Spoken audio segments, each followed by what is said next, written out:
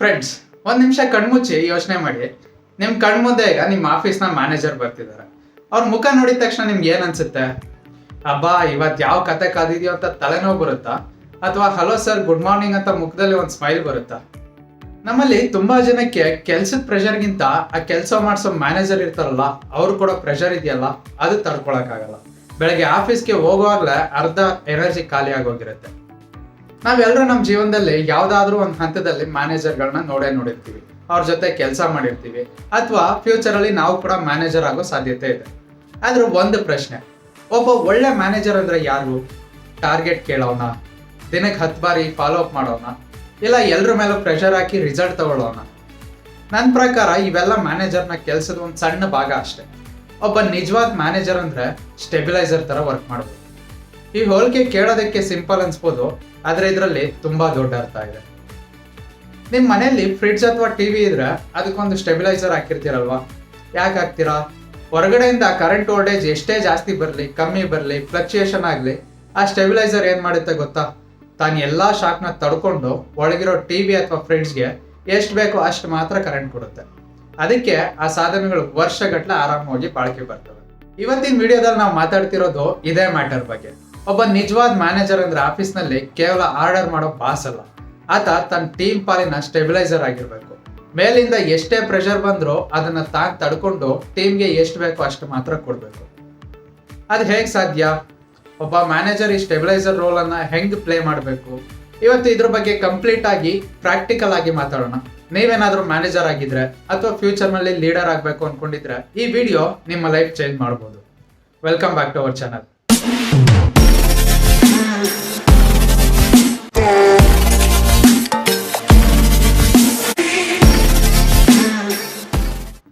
ಮೊದಲು ನಮ್ಮ ಆಫೀಸ್ಗಳಲ್ಲಿ ದಿನ ನಡೆಯೋ ಒಂದು ಸೀನ್ ನೋಡೋಣ. ಕ್ಲೈಂಟ್ ಕಡೆಯಿಂದನೋ ಅಥವಾ ಕಂಪ್ನಿ ಹೆಡ್ ಕಡೆಯಿಂದನೋ ಮ್ಯಾನೇಜರ್ಗೆ ಒಂದು ಇಮೇಲ್ ಬರುತ್ತೆ, ಅಥವಾ ಮೀಟಿಂಗ್ನಲ್ಲಿ ಸಖತ್ತಾಗಿ ಕ್ಲಾಸ್ ತಗೋತಾರೆ. ಏನು ಮಾಡ್ತಿದ್ದೀರಾ? ಈ ಪ್ರಾಜೆಕ್ಟ್ ನಾಳೆ ಬೆಳಗ್ಗೆ ಒಳಗಡೆ ಮುಗಿಬೇಕು, ಅಥವಾ ಇವತ್ತು ಟಾರ್ಗೆಟ್ ಇಷ್ಟು ಅಚೀವ್ ಆಗಲೇಬೇಕು, ಇಲ್ಲಾಂದ್ರೆ ಎಲ್ಲರೂ ಕೆಲಸದಿಂದ ತೆಗೆದ್ಬಿಡ್ತೀನಿ ಅಂತ ಹೈ ವೋಲ್ಟೇಜ್ ಪಾಸ್ ಮಾಡ್ತಾರೆ.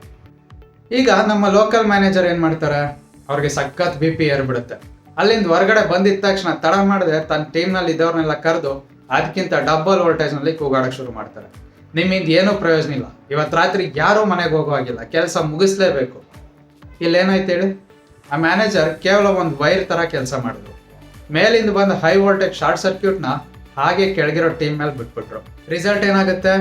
ಟೀಮ್ ಮೆಂಬರ್ಸ್ ತಲೆ ಕೆಟ್ಟು ಯಾರಿಗೂ ಕೆಲಸ ಮಾಡೋಕೆ ಮೂಡಿರಲ್ಲ, ತಪ್ಪು ಕೆಲಸ ಮಾಡ್ತಾರೆ, ಕೊನೆಗೆ ಪ್ರಾಜೆಕ್ಟ್ ಕೂಡ ಹಾಳಾಗುತ್ತೆ, ಟೀಮ್ನಲ್ಲಿ ಇರೋರ ಹೆಲ್ತ್ ಕೂಡ ಹಾಳಾಗುತ್ತೆ.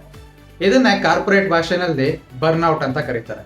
ಅಂದ್ರೆ ಕರೆಂಟ್ ಜಾಸ್ತಿ ಆಗಿ ಬಲ್ಬ್ ಫ್ಯೂಸ್ ಹೋದಾಗೆ. ಹಾಗಿದ್ರೆ ಒಬ್ಬ ಸ್ಟೆಬಿಲೈಸರ್ ಮ್ಯಾನೇಜರ್ ಏನ್ ಮಾಡ್ತಾರೆ? ಅವ್ರ ಸ್ಟೈಲೇ ಬೇರೆ ಇರುತ್ತೆ ಬಾಸ್. ಮೇಲಿಂದ ಎಷ್ಟೇ ದೊಡ್ಡ ಪ್ರೆಷರ್ ಬರಲಿ, 1000 ವಾಟ್ ಕರೆಂಟ್ ಬರಲಿ, ಅವ್ರು ಮೊದಲು ತಮ್ಮ ಕ್ಯಾಬಿನಲ್ಲಿ ಕೂತು 5 ನಿಮಿಷ ಯೋಚನೆ ಮಾಡ್ತಾರೆ. ಓಕೆ, ಪ್ರೆಷರ್ ಬಂದಿದೆ ನಿಜ, ಆದ್ರೆ ಇದನ್ನ ಹಾಗೆ ನನ್ನ ಟೀಮ್ ಮೇಲೆ ಹಾಕಿದ್ರೆ ಕೆಲಸ ಆಗಲ್ಲ, ಉಲ್ಟಾ ಕೆಡುತ್ತೆ ಅಂತ ಅವ್ರಿಗೆ ಗೊತ್ತಿರುತ್ತೆ. ಇವರು ಆ ಹೈ ವೋಲ್ಟೇಜ್ ಪ್ರೆಷರ್ನ ಫಿಲ್ಟರ್ ಮಾಡ್ತಾರೆ. ಟೀಮ್ ಹತ್ರ ಬಂದು ಸೀದಾ ಮ್ಯಾಟರ್ಗೆ ಬರ್ತಾರೆ. ಹೆಂಗ್ ಗೊತ್ತಾ? ಗೈಸ್, ಒಂದು ಅರ್ಜೆಂಟ್ ಅಪ್ಡೇಟ್ ಇದೆ, ಮ್ಯಾನೇಜ್ಮೆಂಟ್ಗೆ ಈ ಪ್ರಾಜೆಕ್ಟ್ ನಾಳೆ ಬೆಳಗ್ಗೆನೇ ಬೇಕಂತೆ, ಅಥವಾ ಟಾರ್ಗೆಟ್ ಇವತ್ತಿಷ್ಟು ಅಚೀವ್ ಆಗಲೇಬೇಕಂತೆ. ನನಗೆ ಗೊತ್ತು ಟೈಮ್ ಕಡಿಮೆ ಇದೆ, ಟಾರ್ಗೆಟ್ ಜಾಸ್ತಿ ಇದೆ, ಆದರೆ ನಾವೆಲ್ಲ ಸೇರಿ ಇದನ್ನು ಹೆಂಗೆ ಮ್ಯಾನೇಜ್ ಮಾಡ್ಬೋದು, ಪ್ಲಾನ್ ಮಾಡೋಣ, ನಾನು ನಿಮ್ಮ ಜೊತೆ ಇರ್ತೀನಿ. ಈ ರೀತಿ ಸಪೋರ್ಟ್ ಮಾಡ್ತಾರೆ. ಇಬ್ರು ನಡುವೆ ಇರೋ ವ್ಯತ್ಯಾಸ ನೋಡಿ. ಮೊದಲನೇವನು ಭಯ ಹುಟ್ಟಿಸ್ದ, ಎರಡನೇವನು ಭರವಸೆ ಕೊಟ್ಟ. ಸ್ಟೆಬಿಲೈಸರ್ ಮ್ಯಾನೇಜರ್ ಆ ಒತ್ತಡದ ಬಿಸಿಯನ್ನ ತಾನೇ ನುಂಗ್ಕೊಂಡು ಟೀಮ್ಗೆ ಕೇವಲ ಕೆಲಸವನ್ನ ಮಾತ್ರ ಟ್ರಾನ್ಸ್ಫರ್ ಮಾಡ್ತಾರೆ, ಟೆನ್ಷನ್ ಅಲ್ಲ. ಇನ್ನೊಂದು ಮುಖ್ಯವಾದ ಪಾಯಿಂಟ್ ಇದೆ. ಈಗ 1/2 HP ಇರೋ ಒಂದು ಸಣ್ಣ ಮೋಟರ್ಗೆ ನೀವು ಇಡೀ ಊರಿಗೆಲ್ಲ ನೀರು ಸಪ್ಲೈ ಮಾಡಬೇಕು ಅಂದ್ರೆ ಆಗುತ್ತಾ? ಮೋಟಾರ್ ಸುಟ್ಟೋಗುತ್ತೆ ಅಷ್ಟೇ. ಅದೇ ತರ ನಿಮ್ಮ ಟೀಮ್ನಲ್ಲಿರೋ ಪ್ರತಿಯೊಬ್ಬರು ಕೆಪಾಸಿಟಿ ಒಂದೇ ತರ ಇರಲ್ಲ. ಒಬ್ಬ ಹೊಸದಾಗಿ ಜಾಯ್ನ್ ಆಗಿರೋ ಜೂನಿಯರ್ ಇರ್ತಾನೆ, ಅವನಿಗೆ ಇನ್ನೂ ಕೆಲಸ ಪೂರ್ತಿ ರೂಢಿ ಇರಲ್ಲ. ಇನ್ನೊಬ್ಬ ಸೀನಿಯರ್ ಇರ್ತಾನೆ, ಅವ್ನ ಎಂಥದ್ದೇ ಕಷ್ಟ ಇದ್ರೂ ಹ್ಯಾಂಡಲ್ ಮಾಡ್ತಾನೆ. ಒಬ್ಬ ಉತ್ತಮ ಮ್ಯಾನೇಜರ್ ಆದವನಿಗೆ ಟೀಮ್ನಲ್ಲಿ ಯಾರಿಗೆ ಎಷ್ಟು ಲೋಡ್ ತಡ್ಕೊಳ್ಳೋದಕ್ಕೆ ಆಗುತ್ತೆ ಅನ್ನೋದು ಚೆನ್ನಾಗಿ ಗೊತ್ತಿರುತ್ತೆ. ಯಾರಿಗೆ ಎಷ್ಟು ಕರೆಂಟ್ ಕೊಡಬೇಕು ಅಂತ ಡಿಸೈಡ್ ಮಾಡ್ತಾರೆ. ಜೂನಿಯರ್ಗೆ ಸ್ವಲ್ಪ ಗೈಡೆನ್ಸ್ ಕೊಟ್ಟು ಕಡಿಮೆ ಪ್ರೆಷರ್ ಇರೋ ಕೆಲಸ ಕೊಡ್ತಾರೆ. ಸೀನಿಯರ್ಗೆ ಜವಾಬ್ದಾರಿ ಜಾಸ್ತಿ ಕೊಟ್ಟು ಅವ್ರು ಬೆನ್ ತಡ್ತಾರೆ.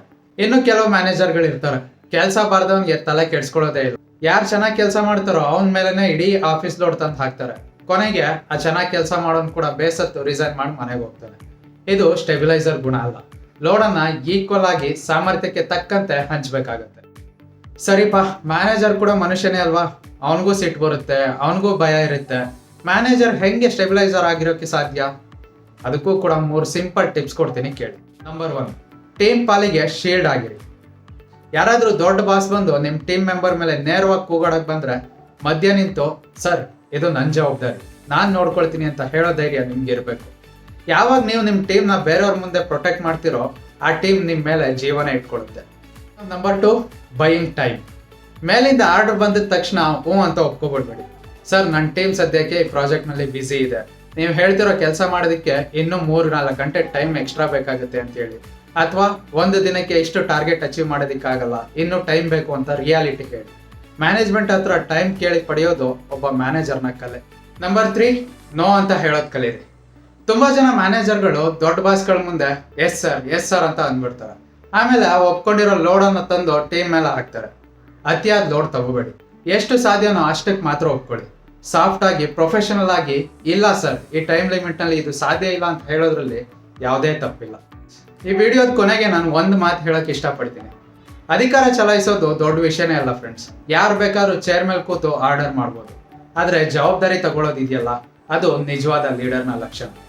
ಒಬ್ಬ ಮ್ಯಾನೇಜರ್ ಆಗಿ ನೀವು ನಿಮ್ಮ ಟೀಮ್ಗೆ ಜಸ್ಟ್ ಬಾಸ್ ಆಗಿರ್ತಿರೋ ಅಥವಾ ಅವ್ರ ಲೈಫನ್ನು ಬ್ಯಾಲೆನ್ಸ್ ಮಾಡೋ ಸ್ಟೆಬಿಲೈಸರ್ ಆಗ್ತಿರೋ ನೀವೇ ಯೋಚನೆ ಮಾಡಿ.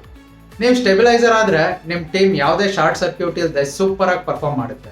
ಆಗ ನಿಮ್ಮ ಕಂಪ್ನಿ ಕೂಡ ಬೆಳೆಯುತ್ತೆ, ನಿಮ್ಮ ಜೊತೆ ಇರೋರು ಬೆಳೀತಾರೆ. ಎಲ್ಲದಕ್ಕಿಂತ ಹೆಚ್ಚಾಗಿ ನಿಮಗೆ ಸಿಗೋ ಗೌರವ ದುಡ್ಡಿಗಿಂತ ದೊಡ್ಡದಾಗಿರುತ್ತೆ. ನಿಮ್ಮ ಆಫೀಸ್ನಲ್ಲೂ ಇಂಥ ಯಾರಾದರೂ ಸ್ಟೆಬಿಲೈಸರ್ ಮ್ಯಾನೇಜರ್ ಇದ್ದಾರಾ? ಇದ್ರೆ ಅವ್ರ ಹೆಸರನ್ನ ಕಮೆಂಟ್ ಸೆಕ್ಷನಲ್ಲಿ ಹಾಕಿ ಅವ್ರಿಗೊಂದು ಥ್ಯಾಂಕ್ಸ್ ಹೇಳಿ, ಅಥವಾ ಈ ವಿಡಿಯೋನ ಅವ್ರಿಗೆ ಶೇರ್ ಮಾಡಿ. ಒಂದು ವೇಳೆ ನೀವೇ ಆ ಥರದ ಮ್ಯಾನೇಜರ್ ಆಗಿದ್ರೆ ಹೆಮ್ಮೆಯಿಂದ ಈ ವಿಡಿಯೋಗೆ ಒಂದು ಲೈಕ್ ಕೊಡಿ. ಇದೇ ಥರದ ಇಂಟ್ರೆಸ್ಟಿಂಗ್ ಮತ್ತು ರಿಯಲ್ ಲೈಫ್ ಟಿಪ್ಸ್ಗಾಗಿ ನಮ್ಮ ಚಾನಲ್ಗೆ ಸಬ್ಸ್ಕ್ರೈಬ್ ಆಗೋದನ್ನು ಮರಿಬೇಡಿ. ಮತ್ತೆ ಮುಂದಿನ ವಿಡಿಯೋದಲ್ಲಿ ಸಿಗೋಣ. ಅಲ್ಲಿವರೆಗೂ ಟೇಕ್ ಕೇರ್, ಬಾಯ್.